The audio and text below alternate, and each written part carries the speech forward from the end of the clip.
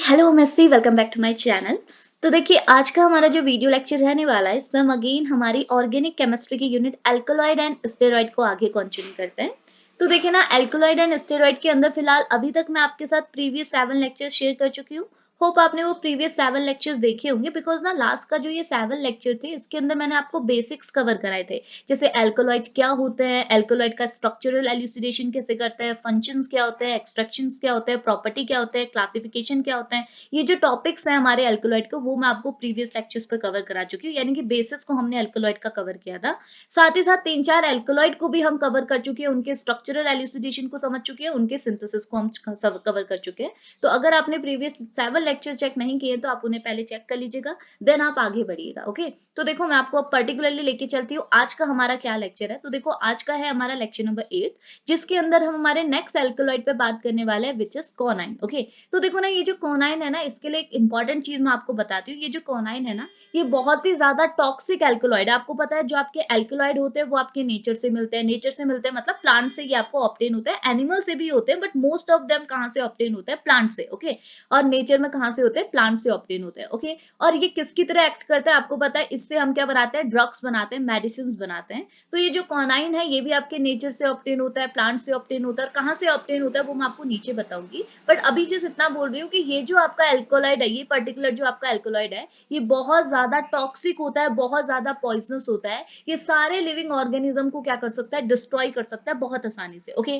लेकिन मैं आपको ये क्यों बता रही हूँ, देखो ये मैं इसलिए बता रही हूँ बिकॉज ये जो कोनाइन है इसकी वैसे अगर आप प्रॉपर्टीज देखेंगे तो ये बहुत बेकार है, बहुत ज्यादा टॉक्सिक, बहुत ज्यादा पॉइजनस रहता है। लेकिन अगर आप इसका स्ट्रक्चर देखेंगे ना, तो इसका स्ट्रक्चर बहुत ज्यादा आसान है। आप देखो इतना सिंपल सा आपको कोनाइन का स्ट्रक्चर देखने को मिलेगा। अगर आपको कोनाइन का स्ट्रक्चर आसान देखने को मिल रहा है तो इसमें आपका फायदा क्या है, इसमें फायदा ये है कि आप इसका जब स्ट्रक्चरल एल्यूसिडेशन करेंगे, इसकी जब आप सिंथेसिस करेंगे तो आपको बहुत ज्यादा आसानी होगी, क्योंकि आप इसका मॉलिक्यूलर फॉर्मूला देख लीजिए। इसका मॉलिक्यूलर फॉर्मूला क्या है, कार्बन 8, हाइड्रोजन 17 एंड नाइट्रोजन। और आपको पता है नाइट्रोजन के अलावा कोई भी दूसरा एलिमेंट यहाँ पे प्रेजेंट नहीं है। मैंने आपको क्या बोला था पहले ही, मैंने आपको बोला था जितने भी आपके एल्कलॉइड होते हैं सब में नाइट्रोजन होना मस्ट है, बिकॉज नाइट्रोजन अगर आपके एल्कलॉइड में प्रेजेंट नहीं है तो वो आपका एल्कलॉइड है ही नहीं। आपके सारे एल्कलॉइड में नाइट्रोजन होगा ही होगा, नाइट्रोजन का होना क्या है, मस्ट है। और इसी नाइट्रोजन की वजह से आपके एल्कलॉइड को क्या है, बेसिसिटी मिलती है। इतनी चीज तो आपको पहले ही पता है। अब देखो मैंने ये भी बोला था कि नाइट्रोजन के अलावा दूसरे एलिमेंट जैसे ऑक्सीजन, सल्फर, ये एलिमेंट भी क्या होता है आपके एल्कलॉइड में प्रेजेंट होते हैं। और अभी तक हमने जितने भी एल्कलॉइड पढ़े वहां आपका ऑक्सीजन प्रेजेंट है था, लेकिन यहाँ पे आपका ऑक्सीजन प्रेजेंट नहीं है। और ऑक्सीजन प्रेजेंट ना होने की वजह से आपको बहुत ज्यादा आसानी होने वाली है, बिकॉज यहाँ पे आपने कुछ भी नहीं करना। आपको पता है यहाँ पे कार्बन एंड हाइड्रोजन का काम क्या होता है, स्केलेटन देना। तो ये स्केलेटन का काम करेंगे, सिंपल सी बात, ठीक है। नाइट्रोजन के लिए क्या टेस्ट होता है आपको पता है, नाइट्रोजन के लिए टेस्ट होता है कि नाइट्रोजन आइदर आपका प्राइमरी हो सकता है, सेकेंडरी हो सकता है, टर्शियरी हो सकता है, उसके अलावा कोई टेस्ट ही नहीं है। तो हमारे यहाँ पर टेस्ट करना, इसकी सिंथेसिस करना बहुत ज्यादा आसान पड़ने वाली है। क्लियर हुआ, बस इतना सा मैं बता रही थी। और ये चीज आपको बोलना चाह रही थी कि अगर आप देखो आपके सिलेबस में बहुत ज्यादा एल्कलॉइड रहते हैं तो हम लोग क्या करते हैं, कुछ एल्कलॉइड को ऑप्शन में रख लेते हैं एग्जाम पर्पस के लिए। तो मैं आपको पहले बोल रही हूँ कोनाइन को आप बिल्कुल ऑप्शन में मत रखिएगा, बहुत आसान सा टॉपिक है, इसे आप पूरा कवर कीजिएगा और ये आपके पूरे नंबर लेते हुए चलेगा। इतनी चीज क्लियर आ रही ना। तो देखो मैं स्टार्ट करा रही हूँ लेक्चर को डायरेक्टली, इतनी चीज बोलनी थी मैंने बता दी। बाकी स्टार्ट कैसे करेंगे, फर्स्टली हम समझेंगे कोनाइन पे इंट्रोडक्शन। आपको एग्जाम में इसी तरीके से अपना आंसर करना है, पहले आप इसका इंट्रोडक्शन बताएंगे, देन आप इसकी प्रॉपर्टीज बताएंगे थोड़ी सी, देन आप जाके इसके पर्टिकुलर स्ट्रक्चरल एल्यूसिडेशन पे जाएंगे, देन आप इसकी सिंथेसिस करेंगे। चीजों को एक फॉर्मेट पे लिखिएगा। ओके, तो देखो इंट्रोडक्शन पे कोनाइन के लिए क्या क्या पॉइंट लिखे हुए हैं। तो मैंने लिखा कि कोनाइन आपका एक टाइप का एल्कलॉइड है। आपको पता है कोनाइन एक टाइप का एल्कलॉइड है, और ऑब्वियस सी बात है एल्कलॉइड है तो ये आपके नेचर से ऑब्टेन होगा, नेचर में पर्टिकुलरली प्लांट से ऑब्टेन होगा, ऊपर भी बोला था। तो ये जो कोनाइन एल्कलॉइड है ये कौन से प्लांट से ऑब्टेन होता है, तो यहाँ लिखा है the alkaloid is extract from the hemlock plant. तो ये बोल रहा है आपका जो ये कोनाइन एल्कलॉइड है ये पर्टिकुलरली कौन से प्लांट से ऑब्टेन होता है, हिमलॉक प्लांट से ऑब्टेन होता है। ओके, और हिमलॉक प्लांट में भी पर्टिकुलर स्पीसीज आपको दी हुई है। स्पीसीज का नाम क्या है, स्पीसीज का नाम है कॉसियम मैकुलेक्टम एल। ठीक है, तो थोड़ा सा टफ पड़ता है स्पीसीज का नाम, बट क्या करें याद तो करना पड़ेगा। तो आपने क्या याद करना है, कॉसियम मैकुलेक्टम एल। और इसे क्या बोलते हैं, also called as a hemlock poison. तो देखो मैंने आपको पहले बोला ये जो कोनाइन है ना ये आपका आसान सा तो है, बट ये एक पॉइजन का तरह काम करता है। ये बहुत ज्यादा टॉक्सिक होता है सारे लिविंग ऑर्गेनिज्म के लिए। तो यहाँ पे लिखा हुआ है कि इस वजह से हम इसे क्या है, हिमलॉक पॉइजन भी बोलते हैं। तो हिमलॉक पॉइजन किसे बोलते हैं, आपकी कोनाइन एल्कलॉइड को बोलते हैं। क्लियर हुआ, क्यों, क्योंकि ये एक पॉइजन पॉइजन है और कहाँ से ऑब्टेन होता है, हेमलॉक प्लांट से ऑब्टेन होता है। ओके, अगला सेकंड पॉइंट यहाँ पे क्या लिखा हुआ है, ये बोल रहा है जो टॉक्सिक प्रॉपर्टीज होती है इस प्लांट की वो किसकी वजह से होती है, presence of a group of alkaloid. तो toxic property of a plant is due to the presence of group of the alkaloid, यानी कि इसका जो पॉइजनस बिहेवियर है वो किसकी वजह से है, एल्कलॉइड के ग्रुप की वजह से है। ओके, नेक्स्ट पॉइंट यहाँ पे क्या लिखा हुआ है, it cause a gradual paralysis. देखो इसकी वजह से क्या होता है, ये जो पॉइजन की तरह काम करता है, तो ये पॉइजन की तरह कैसे काम करता है, बोले इसकी वजह से क्या होता है, पहले धीरे धीरे से पैरालिसिस होता है, देन उसके बाद क्या होता है, पर्टिकुलरली डेथ हो जाती है। ठीक है, पहले पैरालिसिस होगी फिर उसके बाद डेथ हो जाएगी। और डेथ होने का रीजन क्या होता है, बिकॉज ये जो आपका एल्कोलॉइड है, ये जो आपका कॉनाइन है, क्योंकि ये एक टाइप की ड्रग की तरह एक्ट करता है, तो ये क्या करता है, डायरेक्टली हमारी बॉडी के अंदर जो हमारा नर्वस सिस्टम है, हमारा जो नर्वस सिस्टम है उसे अफेक्ट करता है। तो नर्वस सिस्टम को अफेक्ट हो गया और ऑब्वियस सी बात है, अगर नर्वस सिस्टम ही किसी का खराब हो जाएगा तो पूरी बॉडी तो पैरालाइज हो जाएगी, बिकॉज नर्वस सिस्टम ही तो किसकी तरह काम करता है, हमारी बॉडी को बोल सकते हो रेगुलेट करता है, किसके मामले में, सिग्नल्स को भेजने के मामले में। क्योंकि हमारी बॉडी कैसे काम करेगी, हमें जैसे हमने बचपन में पढ़ा होता है ना कि कोई भी गर्म चीज है उसे छूने के एक बार हम छू लेते हैं तो दोबारा छू नहीं पाते हैं, बिकॉज उसे छुएंगे तो हमारा नर्वस सिस्टम हमको ये मैसेज, ये सिग्नल्स भेज देता है कि अगर उससे छूओगे तो तुम जल जाओगे। तो ये जो नर्वस सिस्टम है ये हमारी बॉडी में पूरे सिग्नल्स भेज रहा है, हमारी बॉडी को एक तरह से आप बोल सकते हो रेगुलेट कर रहा है। ठीक है, तो होता ये जो आपका पॉइजन है, ये जो आपका कॉनाइन है, ये डायरेक्टली हमारे नर्वस सिस्टम को अफेक्ट करता है, और नर्वस सिस्टम को अफेक्ट करने की वजह से बॉडी क्या हो जाती है, पैरालाइज हो जाती है, और ये उसकी वजह से फाइनली हमें क्या हो जाती है, डेथ हो जाती है। और ये जो आपका हिमलॉक पॉइजन है, ये जो आपका कॉनाइन है, ये पूरे लिविंग ऑर्गेनिज्म को अफेक्ट कर सकता है। ठीक है, पूरी जितने डिफरेंट टाइप की लाइफ्स हैं, सारी लाइफ्स को ये डिस्ट्रॉय कर सकता है। और आगे लिखा हुआ है, it was the first alkaloid to be synthesised due to its easy structure. Oh so sorry. तो ये क्या बोल रहा है, ये बोल रहा है कि ये आपका पहला एल्कोलॉइड है जिसे सिंथेसाइज किया गया था। इसके पीछे का रीजन क्या है, इसके इजी स्ट्रक्चर होने की वजह से। मैंने आपको पहले ही बोला इसका स्ट्रक्चर बहुत इजी है, जिसकी वजह से इसे सिंथेसाइज किया गया था। इसके पीछे का रीजन ही ये है कि ये आपका एक पहला ऐसा एल्कोलॉइड है जिसकी सिंथेसिस की गई थी इसके स्ट्रक्चर को इजी समझते हुए। बस इतनी चीज क्लियर आई। तो ये पॉइंट्स आपने किसके अंदर लिखने हैं, अपने कॉनाइन के इंट्रोडक्शन के अंदर लिखने हैं। देन आप बात करेंगे इनकी प्रॉपर्टीज पे। प्रॉपर्टीज क्या है, पहली प्रॉपर्टी ये बोल रहा है कि कॉनाइन आपका कलरलेस होता है। तो देखो ये तो बोलने की जरूरत ही नहीं है, बिकॉज मैंने आपको पहले ही बोल रखा है जितने भी आपके एल्कोलॉइड है वो आपके एक तो कलरलेस हो सकते हैं, दूसरी चीज वो आपको व्हाइटिश कलर के देखने को मिलेंगे। उसके अलावा कोई भी ऐसा एल्कोलॉइड नहीं है। कुछ एक्सेप्शंस की भी मैंने बात की थी। देखो ये बेसिक प्रॉपर्टी है, मैं रिपीट कर रही हूँ, आपके जितने भी एल्कलॉइड है ना उनकी एक बेसिक प्रॉपर्टी है, उनका कलर हमेशा आपको कलरलेस देखने को मिलेगा या फिर व्हाइटिश देखने को मिलेगा। और दूसरी चीज वो आपको क्या है, हमेशा क्रिस्टलाइन फॉर्म में देखने को मिलेंगे। और वो आपके क्या होता है, जैसे वाटर जैसे जो सॉल्वेंट होते हैं इनमें आपको क्या देखने को मिलेंगे, इंसॉल्युबल देखने को मिलेंगे। ये जनरल प्रॉपर्टी है आपकी किनकी, एल्कलॉइड की। लेकिन कुछ एल्कलॉइड होते हैं जो एक्सेप्शन की तरह काम करते हैं, वो आपको कलर्ड और व्हाइट के बदले क्या कुछ कलरफुल देखने को मिलेंगे, पिंकिश येलो कलर के देखने को मिलेंगे। वैसे तो आपके एल्कलॉइड मैंने बोला क्रिस्टलाइन फॉर्म में होते हैं, लेकिन कुछ एल्कलॉइड आपको ऐसे भी मिलेंगे जो कि आपके लिक्विड स्टेट में प्रेजेंट होंगे। और जैसे मैंने बोला मोस्ट ऑफ द एल्कलॉइड क्या होता है, वाटर में इंसॉल्युबल होते हैं, ऑर्गेनिक सॉल्वेंट में सॉल्युबल होते हैं। लेकिन कुछ आपको ऐसे भी एल्कोलॉइड मिलेंगे जो इसके उल्टे होंगे। तो एक्सेप्शंस भी मैंने आपको क्या है, जब मैंने एल्कोलॉइड का इंट्रोडक्शन कवर कराया था वहां आपको बताए हुए थे, और ये प्रॉपर्टीज भी वहीं बताई थी, वहीं से आपकी ये प्रॉपर्टीज आई है। ये बोल रहा है आपका जो कॉनाइन है ये भी आपका कलरलेस होता है, ठीक हो गया। लेकिन ये आपका क्या होता है, पॉइजनस ऑयली लिक्विड होता है। अगर आप इसका टेक्सचर देख रहे हैं, इसके स्टेट देख रहे हैं, तो मैंने बोला most of the alkaloid are crystalline, या फिर आप बोल सकते हो पाउडर फॉर्म में होते हैं, लेकिन क्रिस्टल होते हैं, छोटे छोटे से क्रिस्टल होते हैं, इतने छोटे क्रिस्टल होते हैं कि वो आपको पाउडर जैसे अपेयर होते हैं। क्लियर हुआ, जैसे चीनी होती है ना, जैसे छोटी छोटी सी होती है, वैसे क्रिस्टल्स होते हैं पर छोटे छोटे से होते हैं जो कि पाउडर जैसे आपको लगते हैं। लेकिन ये बोल रहा है आपका जो कॉनाइन है वो कलरलेस तो है, ये तो ओके है, लेकिन ये आपका क्रिस्टलाइन नहीं है, ये आपका क्या है, लिक्विड स्टेट में प्रेजेंट होता है, पॉइजनस ऑयली लिक्विड। जैसे ऑयली ऑयल होता है, थिक थिक होता है, गाढ़ा होता है, वैसे ही आपका क्या होता है, कॉनाइन भी आपका थिकनेस वाली होती है और आपका लिक्विड होता है, और वो लिक्विड आपका कैसा होता है, पॉइजनस होता है, जहरीला होता है। ओके, अब अगर आप इसका बॉइलिंग पॉइंट देखेंगे तो बॉइलिंग पॉइंट है आपका 167 डिग्री सेल्सियस। और ये बोल रहा है ये आपका एक टाइप का ऑप्टिकली एक्टिव कंपाउंड है, यानी कि लीवो एंड डेक्स्ट्रो दोनों स्टेट में आपको ये ऑब्टेन होगा। ओके, ये बोल रहे हैं it is soluble in water. तो देखिए ये वाली प्रॉपर्टी ये फॉलो कर, सॉरी ये वाली प्रॉपर्टी भी फॉलो नहीं कर रहा है। ये बोल रहा है ये आपके वाटर में क्या होता है, सॉल्युबल होता है, घुल जाता है। और ये बोल रहा है it having a burning, has a burning taste, मतलब इसका टेस्ट कैसा होता है, बर्निंग टेस्ट इसका होता है। साथ ही साथ ये बोल रहा है it is also soluble in an organic solvent, ये आपके वाटर में भी सॉल्युबल होता है, ये आपके ऑर्गेनिक सॉल्वेंट में भी सॉल्युबल होता है। और it yield crystalline hydrochloride and picrate salt. और ये बोल रहा है ये क्या आपको ऑब्टेन कराता है, ये बोल रहा है ये आपको ऑब्टेन कराता है crystalline hydrochloride and picrate salt का ये फॉर्मेशन आपको करता है। तो देखो ये जैसा आपने क्या करना है, प्रॉपर्टीज में ऐड करना है। थोड़ी सी प्रॉपर्टीज देखो याद करने की होती है, बिकॉज मैंने आपको जैसे इंट्रोडक्शन वाले पोर्शन पर तो ये सारी बेसिक प्रॉपर्टीज बताई थी, लेकिन एक्सेप्शंस भी बताए थे। उन्हीं एक्सेप्शंस का अपना यहाँ यूज करना है। जैसे कॉनाइन आपकी कलरलेस होती है, लेकिन ये लिक्विड स्टेट में होती है, ये वाटर में भी सॉल्युबल होती है, ऑर्गेनिक सॉल्वेंट में भी सॉल्युबल होती है। अब एक प्रॉपर्टी ये हो गई कि ये आपके ऑप्टिकल एक्टिव कंपाउंड होता है, इसका बर्निंग टेस्ट होता है, और ये आपको क्या ऑब्टेन कराता है, क्रिस्टलाइन हाइड्रोक्लोराइड ऑब्टेन कराता है और पिक्रेट सॉल्ट ऑब्टेन कराता है। तो दो चार प्रॉपर्टीज डिफरेंट है, बाकी आपकी एज इट इज रहती है हर जगह, कोई भी एल्कोलॉइड को आप उठा लो। ओके, अब हम पर्टिकुलरली बात करते हैं इसके स्ट्रक्चरल एल्यूसिडेशन पे, यानी कि इसके स्ट्रक्चर को समझना है। तो आप तो वैसे ही खुश होंगे बिकॉज इसका स्ट्रक्चर तो बहुत ज्यादा आसान है। तो देखो स्ट्रक्चर में क्या लिखा है कि बोल रहा है हॉफमैन जो आपके थे, इन्होंने सबसे पहले आपके कोनाइन को आइसोलेट किया था 1827 में, और इसके स्ट्रक्चर को डिटरमाइन किया था 1885 में। क्लियर हुआ? तो फर्स्टली आपने ऐसा ही लिखना है स्ट्रक्चरल एल्यूसिडेशन के अंदर कि हॉफमैन आपके पहले ऐसे केमिस्ट रहे होंगे जिन्होंने सबसे पहले आपके कोनाइन को आइसोलेट किया था आपके हिमलॉक प्लांट से। ठीक है, कौन से प्लांट से? हिमलॉक प्लांट से।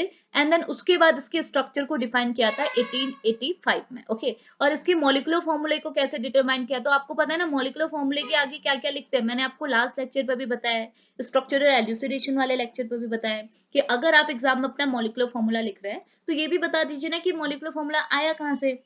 हम लोग क्या कहते हैं, हम लोग पहले बोलते हैं कि हमारा जो कोनाइन है, हमारा जो एल्कलॉइड है, इसका प्योर स्पेसिमेन हमने लिया होगा, इसे प्योर स्टेट में लिया होगा। फिर उसके बाद हमने इसमें क्या किया होगा, क्वालिटेटिव एनालिसिस किया होगा। क्वालिटेटिव एनालिसिस के थ्रू हमें क्या है, हमारे कंपाउंड का, हमारे एल्कलॉइड का इंपेरिकल फॉर्मूला पता चला होगा। इंपेरिकल फॉर्मूला से हमको इसका मॉलिक्यूलर वेट पता चला होगा, और मॉलिक्यूलर वेट की हेल्प से हमने इसका क्या निकाला, मॉलिक्यूलर फॉर्मूले को कैलकुलेट किया। इतनी चीज क्लियर आई? तो ये जो मॉलिक्यूलर फॉर्मूला है आपके कोनाइन का C8H17 नाइट्रोजन N, ये जो आपका ऑप्टेन हुआ है, ये मॉलिक्यूलर फॉर्मूला, ये ऑप्टेन कहाँ से हुआ है आपको पता है? मैंने ये पूरा लिखने को बोला था। सबसे पहले आप प्योर स्पेसिमेन लेते हैं, क्वालिटेटिव एनालिसिस करते हैं, क्वालिटेटिव एनालिसिस से आपको इंपेरिकल फॉर्मूला पता चलता है अपने एल्कोलॉइड का, कोई भी एल्कोलॉइड है। ओके, उसके बाद इंपेरिकल फॉर्मूले से मॉलिक्यूलर वेट, मॉलिक्यूलर वेट से आपका मॉलिक्यूलर फॉर्मूला ऑप्टेन होता है। तो यहाँ पे भी आपको आपके कोनाइन का मॉलिक्यूलर फॉर्मूला ऑप्टेन हुआ है, which is carbon 8 hydrogen 17 and nitrogen. Okay, अब इसका स्ट्रक्चर तो आप देख ही चुके हैं। सबसे पहले हमारे पास क्या है, एक 6 मेंबर्ड रिंग है। देखिए 6 मेंबर्ड रिंग है, उस 6 मेंबर्ड रिंग में आपका नाइट्रोजन प्रेजेंट है एज अ हेटेरोएटम। तो आपको पता है नाइट्रोजन आपकी चेन में भी प्रेजेंट हो सकता है, एज अ हेटेरोएटम भी प्रेजेंट हो सकता है। तो यहाँ पे ये कैसे प्रेजेंट है, एज अ हेटेरोएटम प्रेजेंट है। और उसके बाद आपको क्या है, 3 कार्बन की चेन देखने को मिल रही है। यहाँ पे आपका ये CH2 हो गया, यहाँ पे CH2 हो गया, ये आपका CH3 हो गया, जो कि एक चेन के फॉर्म में यहाँ पे प्रेजेंट है। बस इतना सा स्ट्रक्चर है। और ये है आपका हिमलॉक प्लांट, जहां पे ये जो स्ट्रक्चर है ये किसके स्ट्रक्चर है, कोनाइन के स्ट्रक्चर है। यानी कि ये है आपका कोनाइन, और ये पूरा प्लांट आपका क्या है, हिमलॉक प्लांट। क्लियर हुआ? अब देखो इसको, अब हमने क्या करना है, स्ट्रक्चरल एल्यूसिडेशन में मॉलिक्यूलर फॉर्मूला निकाल दिया, तो अब हमने प्रूफ करना है। तो सबसे पहले प्रूफ किसको कर रहा है, नाइट्रोजन को। नाइट्रोजन का नेचर हमने प्रूफ करना है। तो देखो पहले ही मैं आपको बता दूं, आपने बस इतनी सी चीज याद रखनी है कि यहाँ पे जो आपका नाइट्रोजन है वो आपका सेकेंडरी नाइट्रोजन, यानी कि इस नाइट्रोजन का नेचर कैसा है, सेकेंडरी है। ये एक टाइप का सेकेंडरी नाइट्रोजन आपके पास है। अब आपने को यहाँ पे हमने क्या करना है, सिर्फ सेकेंडरी का टेस्ट करना है। आपको मैंने प्राइमरी, सेकेंडरी, टर्शियरी तीनों के टेस्ट बताए थे। नाइट्रोजन का अगर नेचर आपने पता करना है तो आपको देखो यहाँ पे पता है कि ये जो नाइट्रोजन है वो आपका सेकेंडरी है। तो यहाँ पे आप कौन सा टेस्ट करेंगे, सेकेंडरी नाइट्रोजन का टेस्ट करेंगे, जो कि आपको पता है बहुत ज्यादा आसान है। आपने यहाँ पे क्या लिखना है, आपने नेचर ऑफ नाइट्रोजन में बोलना है कि आपका जो एल्कोलॉइड था, आपका जो कोनाइन है, इसको जब आपने रिएक्ट कराया 1 मोल ऑफ मिथाइल आयोडाइड। देखो अभी तक हम लोग सिंपली मिथाइल आयोडाइड बोलते थे, मैं आपसे बोलती थी जब भी आपका एल्कोलॉइड है उसे आप मिथाइल आयोडाइड के साथ रिएक्ट कराते हो, और आफ्टर रिएक्शन अगर वो आपको एन मिथाइल डेरिवेटिव दे देता है, तो समझ जाइएगा कि आपका जो स्ट्रक्चर है, आपका जो एल्कोलॉइड है जिसमें आपने ये रिएक्शन कराई है, उस एल्कोलॉइड के अंदर जो नाइट्रोजन है वो हमेशा आपका कैसा होगा, सेकेंडरी होगा। ये अभी तक हम पढ़ते आ रहे हैं। ओके, लेकिन आपको पता है कोनाइन में तो आपको सिर्फ किसका टेस्ट करना है, एक नाइट्रोजन का टेस्ट करना है, एक इस चेन का टेस्ट करना है। इसके अलावा 2 टेस्ट के अलावा कुछ है नहीं। तो यहाँ पे मटेरियल छोटा पड़ जाएगा, इसलिए मैंने आपको क्या बोल रखा है, यहाँ पे मैं आपको नेचर ऑफ नाइट्रोजन की ही 3 टेस्ट कराऊंगी, जो कि बहुत आसान है। आपको क्या है, थोड़ा सा मार्क्स गेन करने में हेल्प करेगा। थोड़ा लेंथी हो गया ना, चीजें कवर कर लेगा, ठीक है, टॉपिक में हो जाएगा। तो देखो यहाँ पे ये आपको क्या बोल रहा है, ये बोल रहा है आपने अपना एल्कोलॉइड लिया, सपोज आपने अपना कोनाइन लिया, और आपने बताना है कि कोनाइन में जो नाइट्रोजन है वो आपका प्राइमरी या सेकेंडरी या फिर टर्शियरी। तो आपने बोला आपने अपना कोनाइन लिया, इसकी रिएक्शन पहले आपने 1 मोल ऑफ मिथाइल आयोडाइड से कराई, फिर हम लोग 2 मोल ऑफ मिथाइल आयोडाइड से कराएंगे। अभी मैं बोल रही हूँ सिर्फ हमने 1 मोल ऑफ मिथाइल आयोडाइड से जैसे रिएक्शन कराई, तो आफ्टर रिएक्शन हमको क्या ऑब्टेन हुआ, एन मिथाइल डेरिवेटिव हमको ऑब्टेन हुआ विथ हाइड्रोक्लोरिक एसिड। ठीक है, नहीं, हाइड्रोक्लोरिक नहीं होगा, ये आयोडाइड होगा, आई होगा ये, ठीक है। तो हमको क्या ऑब्टेन हुआ, इसे छोड़िए, इतना बस रखिएगा कि क्वानाइन को जैसे आपने 1 मोल ऑफ मिथाइल आयोडाइड से रिएक्ट कराया, तो आफ्टर रिएक्शन आपको क्या ऑब्टेन हुआ, एन मिथाइल डेरिवेटिव ऑब्टेन हुआ, जो कि ये इंडिकेट करता है कि आपके क्वानाइन में जो नाइट्रोजन है वो आपका सेकेंडरी होगा। अब हमने इसे बाय रिएक्शन भी शो किया है कि देखो ये आपका क्वानाइन का स्ट्रक्चर है, इसकी रिएक्शन मैंने 1 मोल यानी कि सिर्फ एक CH3I को यहाँ पे लिया हुआ है, और जैसे ही रिएक्शन कराई, देखिए यहाँ पे हुआ क्या, आपको पता है CH3I के साथ यहाँ पे रिएक्शन कराएंगे तो यहाँ पे क्या होगा, मिथाइलेशन टाइप की रिएक्शन होगी। मिथाइलेशन मतलब कि आपका मिथाइल ग्रुप क्या हो जाएगा, ऐड हो जाएगा, और यहाँ से आपका हाइड्रोजन क्या हो जाएगा, बाहर निकल जाएगा। तो कैसे निकला वो भी मैं दिखा देती हूँ, देखिए प्रॉब्लम नहीं आनी चाहिए, मैं आपको दिखा के शो करती हूँ, ठीक है। एक बार क्या था हमारे पास CH3I, तो देखो ये आपका CH3 हो गया, ये आपका I हो गया, तो आई को बॉन्ड किससे बनेगा, कार्बन से बनेगा ना, कार्बन, इसके साथ आपके 3 हाइड्रोजन, ठीक है। तो यहाँ पे होता क्या है, मिथाइलेशन में सबसे पहले बॉन्ड क्लीवेज होता है आयोडाइड और आई के बीच में और कार्बन के बीच में। जैसे आप बॉन्ड क्लीव करेंगे, आपको पता है बॉन्ड किसकी ओर क्लीव होगा, जो ज्यादा नेगेटिव एटम है। तो आई की नेगेटिविटी ज्यादा है और कार्बन की नेगेटिविटी कम है, तो बॉन्ड किसकी ओर टूटेगा, आई के ऊपर टूटेगा। तो आई जाएगा एज अ नेगेटिव चार्ज और कार्बन जाएगा एज अ पॉजिटिव चार्ज, ठीक है। और यहाँ पे भी आप बॉन्ड क्लीव करेंगे, नाइट्रोजन एंड हाइड्रोजन के बीच का जैसे बॉन्ड क्लीव होगा, तो बॉन्ड किसके ऊपर टूटेगा, नाइट्रोजन के ऊपर टूटेगा। तो बॉन्ड अगर नाइट्रोजन के ऊपर टूट रहा है तो नाइट्रोजन को कौन सा चार्ज मिलेगा, नेगेटिव, एंड हाइड्रोजन को कौन सा चार्ज मिलेगा, पॉजिटिव। सिंपल, अब बस अप्रोच करा दो, पॉजिटिव का नेगेटिव से, नेगेटिव का पॉजिटिव। तो देखो नाइट्रोजन के साथ क्या जुड़ गया, आपका CH3 ग्रुप जुड़ गया, CH3 है, ठीक है। नाइट्रोजन के साथ कौन सा ग्रुप जुड़ गया, CH3 ग्रुप जुड़ गया, बाकी आपका HI क्या हो गया, एलिमिनेट हो गया। तो ये जो स्पीसीज है ये आपकी क्या होती है, एन मिथाइल डेरिवेटिव। तो ये एन मिथाइल डेरिवेटिव मतलब एन मिथाइल कोनाइन आपको यहाँ पर को ऑब्टेन हो गया। अब अगर एन मिथाइल डेरिवेटिव या फिर आप पर्टिकुलरली बोला एन मिथाइल कोनाइन अगर आपको ऑब्टेन हो गया, तो प्रूव हो गया ना कि यहाँ पे जो नाइट्रोजन एटम है वो आपका कैसा, एक टाइप का सेकेंडरी नाइट्रोजन एटम है। बिकॉज अगर ये सेकेंडरी नाइट्रोजन एटम नहीं होता तो ये मिथाइल आयोडाइड के साथ रिएक्ट करने पर आपको ये डेरिवेटिव एन मिथाइल डेरिवेटिव देता ही नहीं, लेकिन इसने दिया। दिया का मतलब क्या हुआ कि यहाँ पे नाइट्रोजन आपका कैसा है, सेकेंडरी है। ये तो आपको क्लियर है, ये रिएक्शन तो हम पहले से करते आ रहे हैं।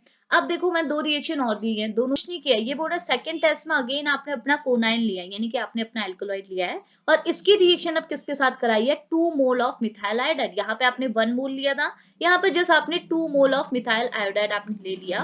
और ये बोल रहा है आफ्टर रिएक्शन, जब आपने मिथाइल आयोडाइड के साथ रिएक्शन कराई, वो भी 2 मोल मिथाइल आयोडाइड के साथ रिएक्शन कराई, तो आफ्टर रिएक्शन आपको क्या ऑब्टेन हुआ, क्वाटरनरी अमोनियम आयोडाइड सॉल्ट। यानी कि अगर आपको क्वाटरनरी अमोनियम आयोडाइड सॉल्ट का फॉर्मेशन होता है जब भी आपका एल्कोलॉइड किसके साथ रिएक्ट करता है, 2 मोल मिथाइल आयोडाइड के साथ रिएक्ट करता है। CH3I के इसने अगर 2 मोल ले लिए और अपने एल्कोलॉइड को रिएक्ट करा दिया, और आफ्टर रिएक्शन आपको अगर क्वाटरनरी अमोनियम आयोडाइड सॉल्ट, ये है आपका क्वाटरनरी सॉल्ट, अगर आपको ये ऑब्टेन होता है, और आयोडाइड का सॉल्ट है, I as a negative charge यहाँ पे आएगा, आपको पता है सॉल्ट बनेगा, फिर मैं आपको नीचे बताऊंगी। तो इसका फॉर्मेशन, ये क्वाटरनरी सॉल्ट का फॉर्मेशन क्या इंडिकेट करेगा कि हाँ आपका जो एल्कोलॉइड आपने यहाँ पे लिया है, जिसके थ्रू आपने रिएक्शन कराई है, उसमें जो नाइट्रोजन एटम है वो आपका एक टाइप का सेकेंडरी नाइट्रोजन एटम है। ओके, अब देखो कितना आसान है, थ्योरी तो कितनी आसान है, अब देखो रिएक्शन भी कितनी आसान हो जाएगी। आपने फर्स्टली अपना कोनाइन लिया, आपका एल्कोलॉइड कौन सा है, किस पे आप टेस्ट कर रहे हैं, कोनाइन पे कर रहे हैं, तो आपने अपना कोनाइन लिया, इसकी रिएक्शन आपने किसके साथ कराई, मिथाइल आयोडाइड के साथ कराई, बट 2 मोल मिथाइल आयोडाइड आपने लिया। ओके, और आफ्टर रिएक्शन ये स्पीसीज कैसे बन गई मैं आपको बताती हूँ। तो देखो मैं पहले जो ये 2 मिथाइल आयोडाइड है इनको मैं तोड़ के यहाँ पे लिख लेती हूँ ताकि आपको आसानी से क्लियर हो। हमारे पास क्या है, आई है, आई के साथ किसने बॉन्ड बनाया, कार्बन ने, और इसके साथ क्या है, 3 हाइड्रोजन है, तो ये एक मिथाइल आयोडाइड हो गया, एक ये दूसरा मिथाइल आयोडाइड हो गया। क्लियर, ये आपका दूसरा मिथाइल आयोडाइड है। ओके, अब रिएक्शन कैसे होती है, तो देखो फर्स्टली क्या होगा, जैसे हमने ऊपर बताया था वही चीज होगा। आप पहले कार्बन एंड आयोडाइड के बीच का बॉन्ड तोड़ेंगे, तो ये बॉन्ड टूटेगा, तो पता है आई की नेगेटिविटी ज्यादा है, नेगेटिव चार्ज लेगी, कार्बन की नेगेटिविटी कम है, पॉजिटिव चार्ज लेगी। क्लियर हुआ। अब पहले सिर्फ एक आयोडाइड का मतलब एक मिथाइल आयोडाइड का मॉलिक्यूल टूटेगा, दूसरा आपका एज इट इज रहेगा। अगर ये टूट गया तो इसका मतलब क्या, अभी अप्रोच करना चाहेगा, इसमें अप्रोच कैसे करेगा, क्योंकि यहाँ पे पॉजिटिव नेगेटिव सेंटर है, तो यहाँ भी तो पॉजिटिव नेगेटिव सेंटर बनेंगे। तो आपको पता है हम बॉन्ड कौन सा तोड़ते, देखो आप ये भी बोल सकते थे कि ये वाला बॉन्ड भी तो तोड़ सकते हो, आपने इसी बॉन्ड को क्यों तोड़ा। देखो बॉन्ड वो टूटता है जो पोलर होता है, ये तो कार्बन एंड कार्बन का बॉन्ड है, पोलर नहीं है, ये नाइट्रोजन एंड हाइड्रोजन का बॉन्ड है, ये आपका पोलर है। तो यहाँ पे जैसे नाइट्रोजन एंड हाइड्रोजन का बॉन्ड टूटेगा तो आपको पता है रिएक्शन कंडीशन में hydrogen as a positive charge बाहर निकलेगा और नाइट्रोजन के ऊपर क्या लग जाएगा, नेगेटिव चार्ज। आसान है, दोनों में आपके चार्जेस आ गए, ठीक है। अब आपने क्या करना है, अप्रोच करा देना है। ये जो नेगेटिव है ये अप्रोच करेगा आपकी पॉजिटिव से, यानी कि ये HI के फॉर्म में आपका बाहर निकल जाएगा, HI के फॉर्म में ये बाहर निकल गया। और ये जो CH3 पॉजिटिव चार्ज है ये किससे अप्रोच करेगा, नाइट्रोजन नेगेटिव से। तो इस CH3 को मैं कहाँ लगा देती हूँ, इस मिथाइल ग्रुप को कहाँ लगा देती हूँ, नाइट्रोजन के साथ। तो मिथाइल का पॉजिटिव चार्ज चले गया एंड नाइट्रोजन का नेगेटिव चार्ज चले गया। तो यही स्पीसीज आपको ऑब्टेन हुई है, क्योंकि अभी हमने सिर्फ 1 मोल मिथाइल का यूज किया है, 1 मोल मिथाइल आयोडाइड का यूज किया है, ठीक है। अब हम लोग बात करते हैं दूसरा भी तो है रिएक्शन कंडीशन में, इसका क्या करें, इसका भी हम सेम काम करेंगे। ये भी क्या करेगा, मैं भी बॉन्ड तोड़ रहा हूँ कार्बन एंड आई के बीच का, और ये बॉन्ड टूटेगा तो कैसे टूटेगा, आई के ऊपर अगेन नेगेटिव चार्ज आएगा, कार्बन के ऊपर कौन सा चार्ज आएगा, पॉजिटिव चार्ज, ठीक है। अभी अप्रोच कैसे करेंगे बताओ, यहाँ कोई अप्रोच करने के चांसेस हैं, बिल्कुल है। आपको पता है नाइट्रोजन के पास क्या होता है, अपने अनपेयर्ड इलेक्ट्रॉन होते हैं। तो नाइट्रोजन क्या करेगा, अपने अनपेयर्ड इलेक्ट्रॉन से किसमें कन्वर्ट हो जाएगा, बॉन्ड में, ठीक है। मैंने क्या बोला, अनपेयर्ड इलेक्ट्रॉन में भी 2 इलेक्ट्रॉन, नेगेटिव चार्ज में भी 2 इलेक्ट्रॉन, बॉन्ड में भी 2 इलेक्ट्रॉन। तो तीनों की तीनों स्पीसीज क्या है, 2 इलेक्ट्रॉन से बनी है, तो आपस में इन्हें इंटर कन्वर्ट तो कर सकते हो। तो वही चीज हमने किया। हमने क्या किया, नाइट्रोजन ने बोला मैं इस अनपेयर्ड इलेक्ट्रॉन को किसमें कन्वर्ट कर रहा हूँ, नेगेटिव चार्ज में। तो नाइट्रोजन कह रहा है कि अभी भी मेरे पास क्या है, नेगेटिव चार्ज है, और अगर मेरे पास नेगेटिव चार्ज है तो मैं इससे अप्रोच कहाँ कर सकता हूँ, पॉजिटिव सेंटर पे। तो मैंने क्या कर दिया, नाइट्रोजन का अप्रोच करा दिया CH3 से। तो नाइट्रोजन के क्या के साथ कौन जुड़ गया, आपका CH3 जुड़ गया। तो देखो, मुझे इतने सिंपल तरीके से आपको समझाना पड़ता है। CH3 जुड़ गया तो CH3 गया, लेकिन नाइट्रोजन के ऊपर कौन सा चार्ज आया, पॉजिटिव। क्यों आया, बिकॉज नाइट्रोजन ने अपने पर्सनल इलेक्ट्रॉन जो इसके बाद अनपेयर्ड इलेक्ट्रॉन के फॉर्म में प्रेजेंट थे, उन इलेक्ट्रॉन को डोनेट कर दिया। अब हो गया ना, अब डोनेट कर दिया तो देखो, एक तो नाइट्रोजन के पास है वो इलेक्ट्रॉन, लेकिन दूसरा कौन ले गया, कार्बन। अब इसे इलेक्ट्रॉन की डेफिशिएंसी होगी, बिल्कुल होगी। क्यों होगी, बिकॉज नाइट्रोजन एक नेगेटिव एटम है, इसके ऊपर अनपेयर्ड इलेक्ट्रॉन रहते हैं, लेकिन डोनेशन के लिए, थोड़ी अपना भलाई करने के लिए इसने क्या कर दिया, अपने इलेक्ट्रॉन को डोनेट कर दिया और एक नया बॉन्ड बना लिया। अब बॉन्ड में एक इलेक्ट्रॉन तो नाइट्रोजन के पास है, लेकिन दूसरा कौन ले गया, कार्बन, जिस वजह से अब इसके ऊपर इलेक्ट्रॉन डेफिशिएंसी आएगी और नाइट्रोजन को मिल जाएगा पॉजिटिव चार्ज। और इस पॉजिटिव चार्ज के साथ कौन अप्रोच करना चाहेगा, नेगेटिव, जिसकी वजह से हमको आई नेगेटिव, नाइट्रोजन के ऊपर पॉजिटिव मिला। बॉन्ड तो नहीं बनेगा, लेकिन ये इन दोनों के क्या होंगे, एक दूसरे के पास होंगे। तो यहाँ पे हमको किसका फॉर्मेशन हो जाएगा, सॉल्ट का फॉर्मेशन। तो देखो बन गया ना ये क्वाटरनरी सॉल्ट। तो हमको जो स्पीसीज ऑब्टेन हुई वो है आपकी quaternary ammonium iodide salt, iodide का सॉल्ट हमको ऑब्टेन हो गया। तो अगर इसका फॉर्मेशन हो रहा है, इट मींस आप समझ लीजिएगा कि यहाँ पे जो नाइट्रोजन है वो एक टाइप का सेकेंडरी नाइट्रोजन है। तो आसान है। तो देखो मैं आपको रिएक्शन बिल्कुल बच्चों की तरह तोड़ तोड़ के बता रही हूँ, वो इसलिए टाइम लेंथी हो, इसलिए बिल्कुल नहीं, इसलिए ताकि आपको चीजें क्लियर हो। आपने ये एक बार समझ गए, अब दोबारा बनाने में आपको बिल्कुल प्रॉब्लम नहीं होगी, समझ गए कि कैसे हमने स्टेप्स कराए हैं, ठीक है। अब एक तीसरी रिएक्शन एक और है, उससे भी सुन लीजिए। ये बोल रहे जब आपने कोनाइन आपने लिया, अपना रिएक्टेंट मॉलिक्यूल, अपना एल्कोलाइड जब आपने लिया, अगर आप इसमें चेक करना चाहते हैं कि इसमें सेकेंडरी नाइट्रोजन है, तो आप एक और काम कर सकते हैं। ये बोल रहे coniine react with the nitrous acid, इसकी रिएक्शन आपने किसके साथ करानी है, नाइट्रस एसिड के साथ करानी है। 0.5 डिग्री सेल्सियस का टेम्परेचर लेना है, और ये बोल रहा है अगर इस टेम्परेचर पे आपने आपका जो एल्कोलॉइड है वो नाइट्रस एसिड के साथ ऐसे रिएक्ट करता है कि आफ्टर रिएक्शन आपको एन नाइट्रोसो डेरिवेटिव ऑब्टेन हो जाता है। तो एन नाइट्रोसो डेरिवेटिव आपको क्या इंडिकेट करता है कि आपके स्ट्रक्चर में आपका जो एल्कोलॉइड है, आपका जो कोनाइन है, इसमें जो नाइट्रोजन एटम है वो एक टाइप का सेकेंडरी नाइट्रोजन एटम है। तो वही चीज यहाँ पे हुई, आपने अपना कोनाइन लिया, रिएक्शन कराई HCl प्लस NaNO3 के साथ।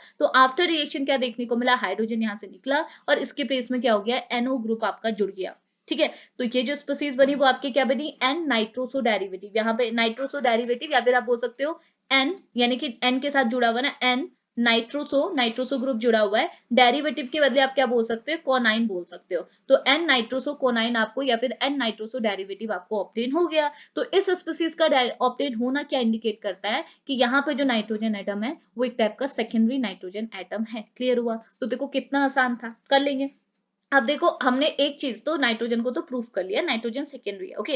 अब बचता है ये जो आपके कार्बन की चेन है जिसके अंदर आपके 3 कार्बन एटम C3 यहाँ पर को प्रेजेंट है, इसे आपने प्रूफ करना है। तो देखो इसको हम पढ़ेंगे टाइप्स ऑफ साइड चेन के अंदर, ओके। तो देखो टाइप्स ऑफ साइड चेन के अंदर आपने पढ़ना क्या होता है, तो सुनिएगा। फर्स्टली यहाँ पे क्या बोलता है, ये बोलता है देखो आपके पास क्या है, कोनाइन जो है उस पर हमें पता है कि ये जो नाइट्रोजन के एडजेसेंट पोजीशन, यानी कि जो सेकंड पोजीशन है, इसमें 3 कार्बन एटम है। अब ये 3 कार्बन एटम कैसे हैं, इसे भी हम प्रूफ करेंगे बाय रिएक्शन। अभी जस्ट इतना सुनो कि यहाँ पे 3 कार्बन एटम है। अब आपको पता है 3 कार्बन एटम है, मतलब यहाँ पे एक प्रोपाइल ग्रुप है। अब देखो प्रोपाइल ग्रुप किसी भी तरीके से हो सकता है, ये आपके एन प्रोपाइल के फॉर्म में भी हो सकता है, ये आपके आइसो प्रोपाइल के फॉर्म में भी हो सकता है। अगर एन प्रोपाइल के फॉर्म में अगर ये 3 कार्बन एटम बैठे हैं, इट मीन तीनों कार्बन एटम चेन बना रहे हैं। अगर ये आइसो प्रोपाइल के फॉर्म में बैठे हैं, इट मीन क्या है, ये 3 कार्बन एटम में से एक कार्बन एटम तो डायरेक्टली जुड़ा है, और दो कार्बन एटम है, जो 2 मिथाइल ग्रुप है, ये आपके पहले कार्बन एटम से जुड़ा है एज अ ब्रांच। तो यहाँ पे आपके जो 3 कार्बन एटम है वो ऐसे भी अरेंज हो सकते हैं, ऐसे भी अरेंज हो सकते हैं, और हमको पता है अरेंज कैसे हैं, ऐसे। तो अब हमने कंफर्म करना होगा कि आपकी जो प्रोपाइल ग्रुप है वो एन प्रोपाइल ग्रुप आपके मॉलिक्यूल में, आपके कोनाइन में लगा हुआ है, ना कि आइसोप्रोपाइल ग्रुप। आप इसे कंफर्म कैसे करेंगे? पहले हम एक रिएक्शन देखते हैं जो कि आपको ये बताएगी कि आपके कोनाइन पे जो साइड चेन है उसमें आपके टोटल नंबर के कार्बन कितने हैं? 3 हैं। फिर एक दूसरी रिएक्शन दिखाएंगे जिसमें हम ये बताएंगे कि तीनों कार्बन एटम कैसे अरेंज है, एन प्रोपाइल ग्रुप के फॉर्म में अरेंज है, ना कि आइसोप्रोपाइल ग्रुप के फॉर्म में। ओके, अब क्या लिखा हुआ है सुनेगा। यहाँ पर स्टेटमेंट क्या लिखा हुआ है, ये बोल रहा है when a coniine is oxidised with the potassium permanganate yield a pyridine 2 carboxylic acid means that they loss a 2 carbon molecule. तो ये बोल रहा है कि आपने क्या किया फर्स्ट रिएक्शन में, अपने एल्कलॉइड यानी कि अपने कोनाइन को लिया, इसे आपने ऑक्सीडाइज किया बाय पोटेशियम परमैंगनेट यानी कि KMnO4, जो कि आपका एक टाइप का ऑक्सीडाइजिंग एजेंट है। तो KMnO4 के थ्रू क्या हुआ, आपका ऑक्सीडेशन हुआ आपके रिएक्टेंट मॉलिक्यूल, आपके एल्कलॉइड या फिर आप बोला आपके कोनाइन में। तो आपको देखने को मिला कि आफ्टर ऑक्सीडेशन आपका जो कोनाइन है वो किस में कन्वर्ट हो गया, पायरिडिन 2 कार्बोक्सिलिक एसिड में कन्वर्ट हो गया। पायरिडिन 2 कार्बोक्सिलिक एसिड मतलब इस पोजीशन में आपका ये जो ग्रुप है इसके बजाय क्या लग गया, C double bond OH group यहाँ पर को लग गया। क्लियर हुआ, एसिडिक ग्रुप यहाँ पर को जुड़ गया। अब ये एसिडिक ग्रुप का जुड़ना क्या इंडिकेट कर रहा है कि यहाँ पे इनिशियली आपके पास 3 कार्बन एटम थे, अब कितने बचे, सिर्फ एक। इसका मतलब 2 कार्बन एटम का क्या हुआ, यहाँ पर को लॉस हुआ है। तो वही चीज बोल रहा है, means they loss a 2 carbon molecule. इसने क्या किया, यहाँ पर को आपके कोनाइन ने दो कार्बन मॉलिक्यूल का क्या किया, लॉस किया, जब इसमें क्या हुआ, ऑक्सीडेशन हुआ, जो कि ये इंडिकेट करता है, which indicate that the side chain having a 3 carbon atom. इसका मतलब क्या हुआ कि आपके कोनाइन में ये जो साइड चेन है इसके बाद टोटल कितने कार्बन एटम है, 3 कार्बन एटम प्रेजेंट हैं। क्लियर हुआ। अब ये तीनों कार्बन एटम कैसे अरेंज है, एन के फॉर्म में अरेंज है या फिर आइसो के फॉर्म में अरेंज है। अगर एन के फॉर्म में अरेंज होंगे तो ये एक चेन बनाएंगे, और आइसो के फॉर्म में जब अरेंज होंगे तो ब्रांच बनाएंगे। तो पता कैसे चलेगा, उसके लिए हम हमारा दूसरे टेस्ट को पढ़ेंगे जो हमने यहाँ पर लिखा हुआ है। ठीक है, दूसरा टेस्ट क्या बोल रहा है, ये बोल रहा है when a coniine is heated with the hydroiodic acid about 300 degree Celsius under pressure it yield an octane. इसका मतलब क्या हुआ, ये बोल रहा है जैसे आपने अपना कोनाइन यानी कि अपना ऑक्सीडाइजिंग एजेंट लिया, मतलब सॉरी आपने अपना क्या लिया, रिएक्टेंट मॉलिक्यूल, अपना एल्कलॉइड लिया कोनाइन, इसे आपने हीट किया किसके साथ, HI के साथ। कौन से टेम्परेचर पे, 300 डिग्री सेल्सियस पे, और अंडर प्रेशर यानी कि प्रेशर भी आपने प्रोवाइड किया। तो आपको जो स्पीसीज मिली वो आपकी क्या ऑब्टेन हुई, एन ऑक्टेन आपको ऑब्टेन हुई। अब एन ऑक्टेन का फॉर्मेशन आपको ये इंडिकेट करता है कि आपके स्ट्रक्चर में जो ये 3 यूनिट लगी है, जो प्रोपाइल ग्रुप लगा है, वो भी आपके कौन से फॉर्म में होगा, एन के फॉर्म में होगा। यानी कि आपके रिएक्टेंट मॉलिक्यूल में, आपके कोनाइन में जो आपका ग्रुप लगा हुआ है, साइड चेन है, वो आपकी कौन सी है, एन प्रोपाइल ग्रुप की है, ना कि आपके आइसोप्रोपाइल ग्रुप की है। सिंपल सी बात। तो यहाँ पे वही लिखा है, कोनाइन है, इसे आपने ट्रीट किया HI के साथ 300 डिग्री सेल्सियस पे, यहाँ पे डिस्टिलेशन हुआ तो आपको क्या देखने को मिला, ये एन ऑक्टेन में कन्वर्ट हो गया और अमोनिया आपका बाहर निकल गया। एन ऑक्टेन का फॉर्मेशन क्या इंडिकेट करता है, यहाँ पे आपको देखने को मिल रहा है CH2 का होल थ्राइस मैंने किया। इसका मतलब यहाँ पे 3 CH3 ग्रुप लगे हुए हैं, जो कि ये इंडिकेट करता है कि आपके जो रिएक्टेंट मॉलिक्यूल, आपका जो कोनाइन है, उसमें भी जो साइड चेन है वो आपके एन के फॉर्म में लगी हुई, यानी कि आपके कोनाइन में एन प्रोपाइल ग्रुप है, ना कि आइसो प्रोपाइल ग्रुप। बस इतनी सी चीज डिस्कशन में लेनी थी। तो मैंने क्या बोला, बहुत सिंपल आपका स्ट्रक्चर है, और इसमें आपने सिर्फ 2 टेस्ट करना है, एक नाइट्रोजन का टेस्ट किया, एक साइड चेन का टेस्ट किया, बस इतनी सी बात करनी थी। ठीक है, तो ये चीज थी हमारे आज के लेक्चर पे, जिसके अंदर हमने कोनाइन का स्ट्रक्चरल एल्यूसिडेशन किया। नेक्स्ट लेक्चर पे हम इसके सिंथेसिस पे बात करेंगे, जो कि अगेन आपकी काफी आसान सिंथेसिस है। ओके, 2 सिंथेसिस में कवर कराऊंगी। ठीक है, तो अब इस लेक्चर को फिनिश करते हैं, मिलेंगे नेक्स्ट लेक्चर पे, तब तक के लिए बाय बाय।